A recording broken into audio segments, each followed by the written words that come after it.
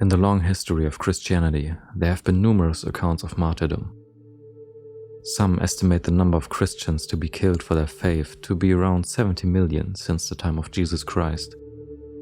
This number is highly debatable, especially since we probably don't know about many cases from throughout history, so it's just an estimate. What makes this number furthermore doubtful is the fact that, even today, the number of people being killed for being Christian is unknown. There are institutions like the Center for the Study of Global Christianity, which put the number as high as 90,000 per year, or one every 6 minutes.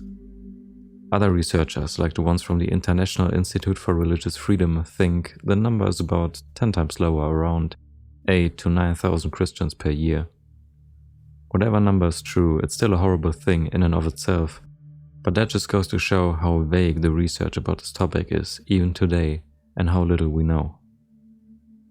In this video, I'm going to tell you something about a case of martyrdom from which we definitely know it happened, even though most people probably never heard of it. This is the story about the 26 Martyrs of Nagasaki.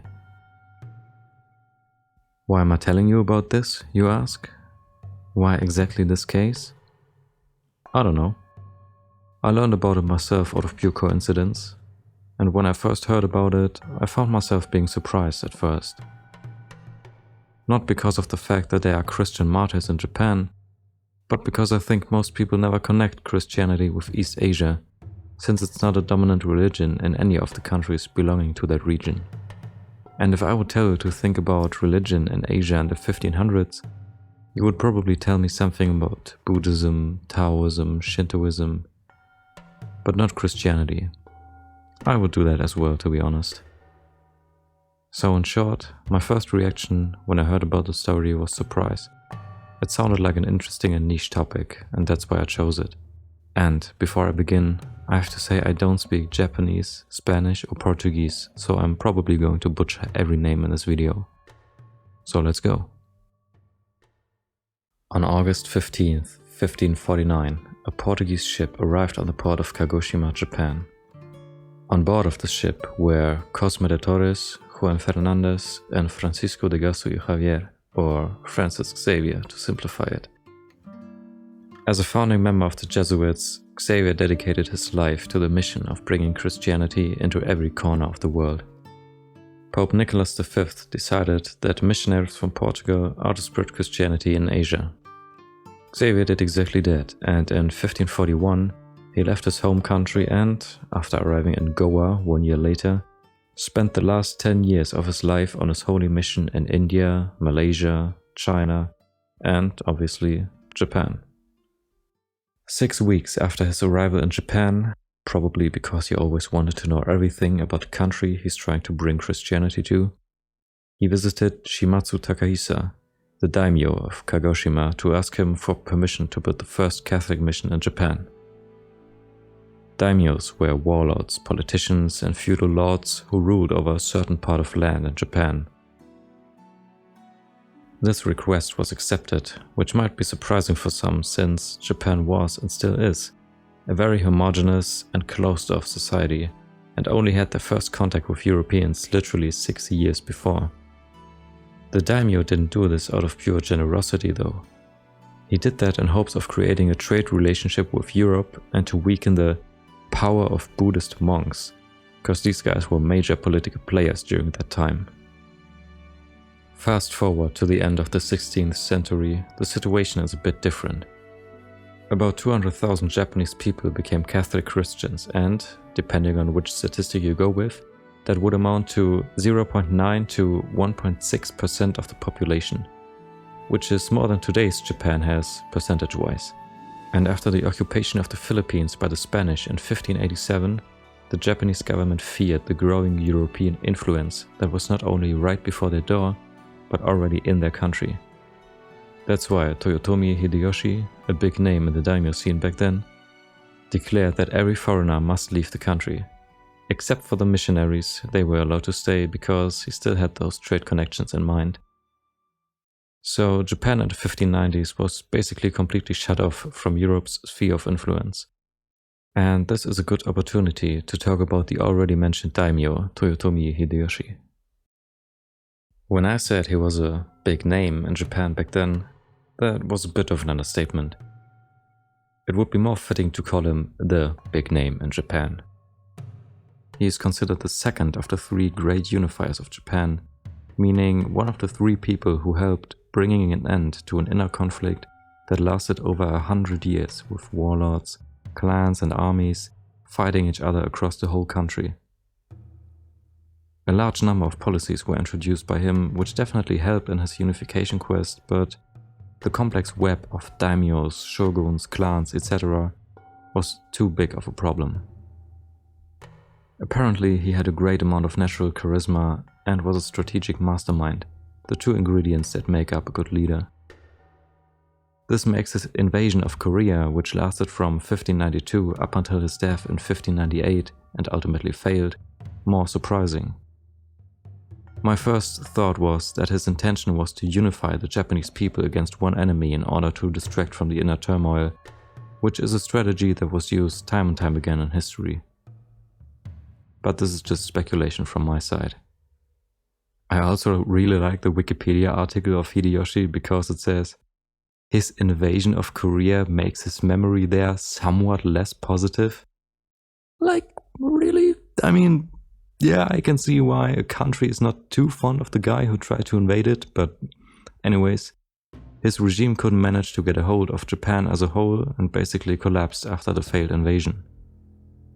And to show you a bit more of his character, his way of dealing with the problem of his successor is very interesting. In 1591, when his health started to decline, his 3-year-old son, his only child, died. After the death of his half-brother Hidenaga, he decided that his brother's son, so Hideyoshi's nephew, Hidetsugu, should become his heir. Then, in 1593, Hideyoshi actually became father again, and I think you can already see the problem.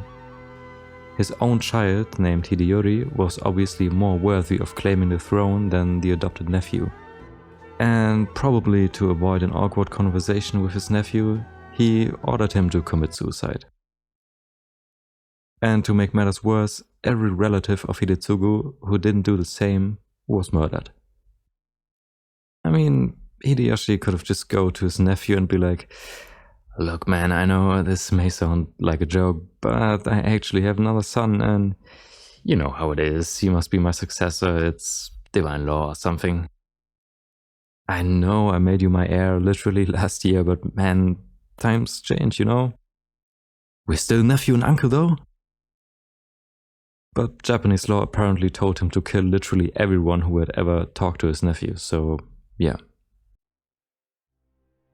It goes without saying that Hideyoshi, like all leaders of that time, wanted to preserve the cultural heritage of his country and did everything for its glory, even if that meant giving the order to kill off a whole branch of his family tree.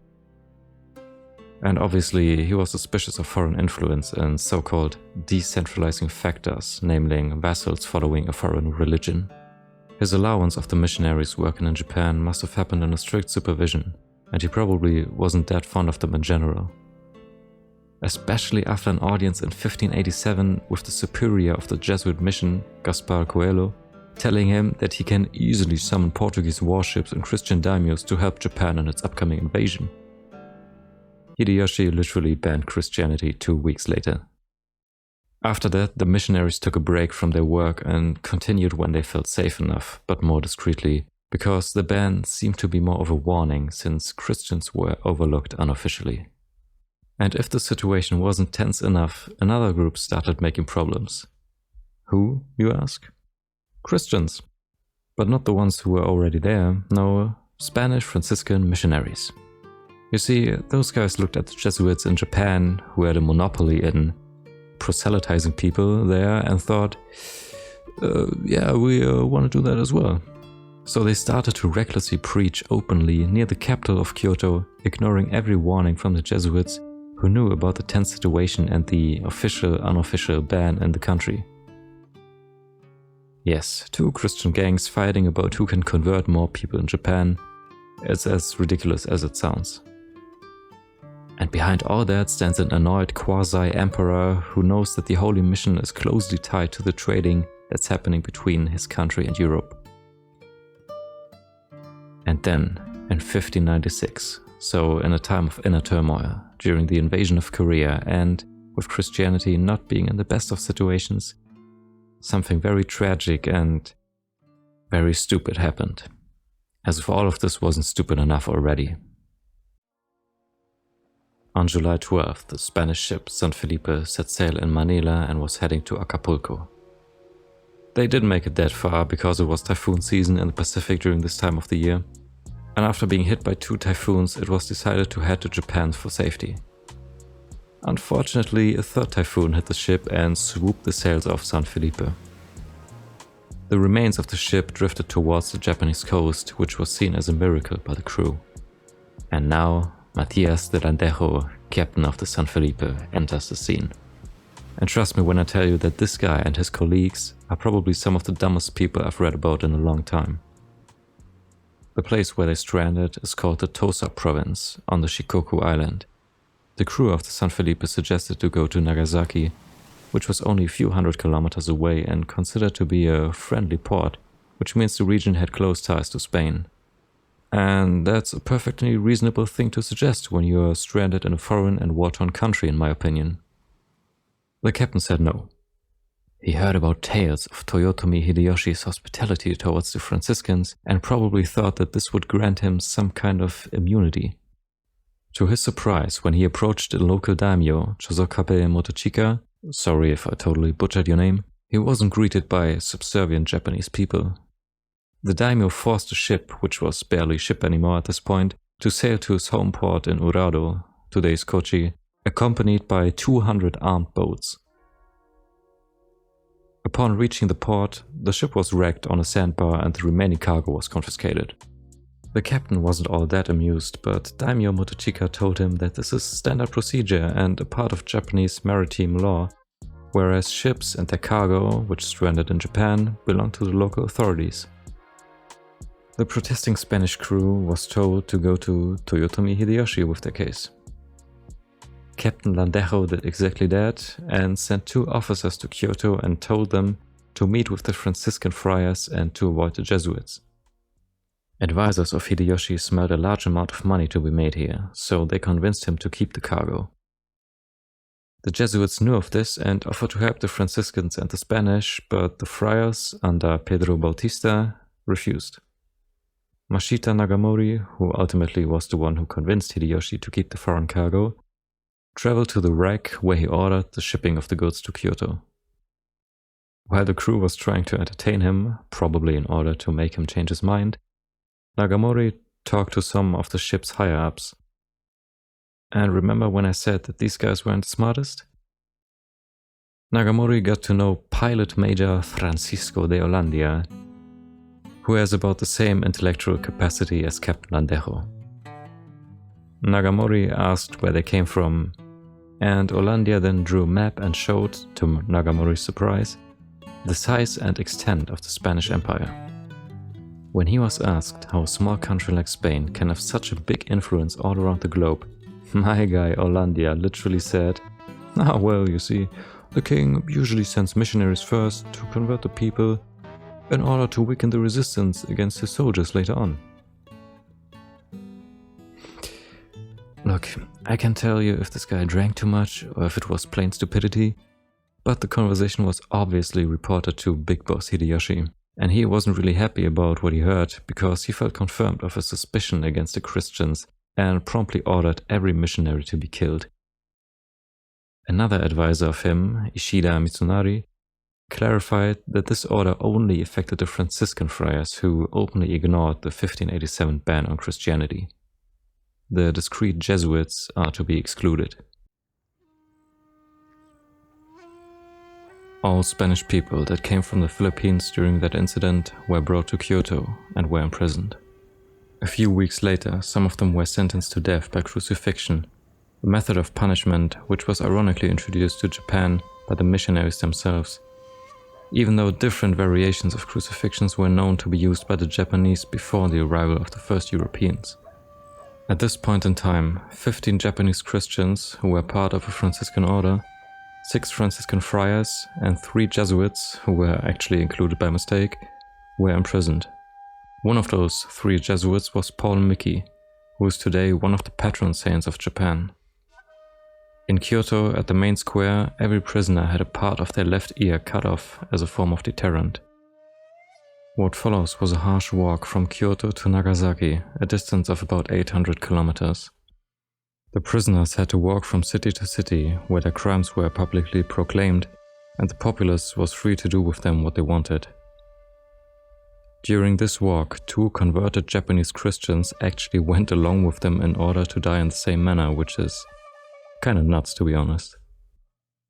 Nagasaki as the place of punishment was chosen because the Christian population there was exceptionally high. So there was just another form of deterrent by the Japanese government. And on February 5th, 1597, at 10 o'clock on Nishisaka Hill in Nagasaki, all in all 26 Christians, 17 of whom were of Japanese descent, 6 were Franciscan friars, and 3 were Jesuits who were totally innocent, were put to death by crucifixion. One of the Franciscans was the already mentioned Pedro Batista, who refused a helping hand by the Jesuits during the San Felipe incident. Another one was Felipe de Jesus, who became the first saint of Mexico and the patron saint of Mexico City.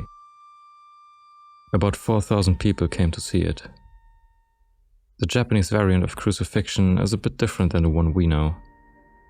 The 26 were bound by iron shackles at their wrists and the neck, while the legs were spread by another piece of iron. Then someone would thrust their thorax with a spear from the lowest rib up and through the shoulder blade. Among the unfortunate, there were even children, the youngest being 12 years old. A Jesuit missionary wrote, "The very pagans who assisted at the martyrdom were struck at seeing the joy of the blessed ones as they suffered on their crosses and the courage with which they met death." Saint Paul Miki is said to have preached to the crowd while hanging on the cross. The craziest thing I found was this. Among the martyrs, there was a 13-year-old boy who, like all the others, was asked to renounce his faith but declined. After a governor promised him great honor if he would turn away from Christianity, he apparently said, "The joys and honors of life are but foam on water, like morning dew on grass. The joys and honors of heaven, on the other hand, are imperishable." I'm just gonna leave it at that, because there's nothing that can top that. This act was a warning for every Christian in the country. Remember Captain Landejo? He got lucky. He tried to reclaim the cargo of his ship, and after being told that Hideyoshi had all the reasons to treat him as a pirate, which means to execute him, he was allowed to leave the country. The Franciscans who escaped the punishment blamed the Jesuits for everything that happened, and especially complained about their inaction. Furthermore, they say the things that pilot Olandia told to Nagamori, which inevitably led to the whole chaos, are exaggerated. The Spanish, who sponsored the Franciscans, also blamed the Jesuits and accused them of convincing Hideyoshi to seize the cargo and treat the Franciscan as pirates and ultimately punish them with death. The Jesuits, on the other hand, think the Franciscans are to blame, since they started to recklessly preach in Japan, ignoring the law, destroying the goodwill of Hideyoshi, and giving him an opportunity to act the way he did. The Jesuit explanation sounds more reasonable to me, but who knows what's true in the end. And after the religion was officially, not really, banned in 1614, there was a whole community of so-called hidden Christians in Japan, which is a whole other topic. Reported instances of martyrdom on the island reached to 1639. No one of the Christian clergy would set foot on Japanese soil again until the 19th century, and as of today, more than 400 martyrs of Japan have been recognized with beatification by the Catholic Church, 42 have been canonized as saints. In June 1962, to commemorate the 100th anniversary of the canonization by the Catholic Church, the 26 Martyrs Museum and Monument was built on Nishisaka Hill, the place of the execution.